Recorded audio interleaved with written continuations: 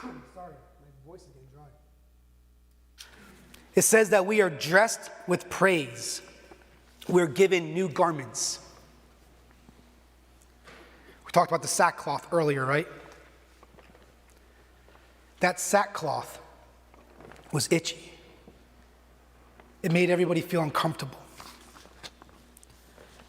But when we are covered with the garment of praise, it's the opposite of the sackcloth. It's the antithesis of the sackcloth. Is there like a little thing there for me to? Is there you have like one of those like sucky things over there? What are they called? Lifesaver. Yeah, I need a lifesaver right now. I apologize, church. I apologize, but don't really. Maybe this will help.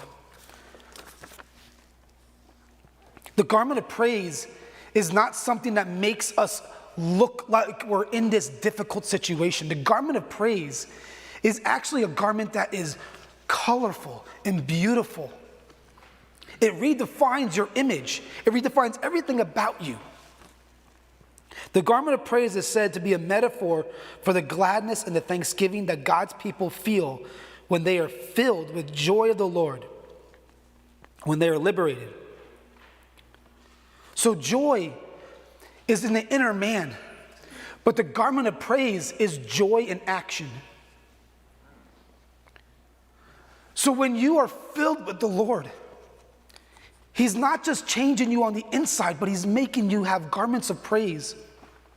So that everything that you do is a reflection from the inside out. I told a story years ago about a church in China. Years and years and years and years ago. I don't know exactly the year. It might have been in the 40s. There was this moment. Actually, no, it wasn't. I am wrong. It was much earlier than that. It was in the early 90s. And these people were worshiping. This is what joy in action looks like. It's a high level. This is really extreme. But they're worshiping Jesus, and the authorities came by and said, "You need to stop." They said, "No, I'm not going to stop." And so they dragged them out into the streets. And they said, "If you don't stop, we're going to run you over with the steamroller." And so all they started to do from their houses and in the streets was to worship Jesus. They sang out loud, and as the steamroller was being brought down the road, people are being dragged out of their houses, not renouncing their faith. And as they're being ran over, they're singing praises to Jesus. I mean, that's not something we can do in our own flesh. That's not something we can do in our old nature. That's not something we can do in a garment of sackcloth and ashes. That only happens when you're redeemed. Because when you're redeemed, you're bought and paid for by somebody else, and therefore it's somebody else that operates through you. So when we come to the table, what we're doing is remembering this stuff.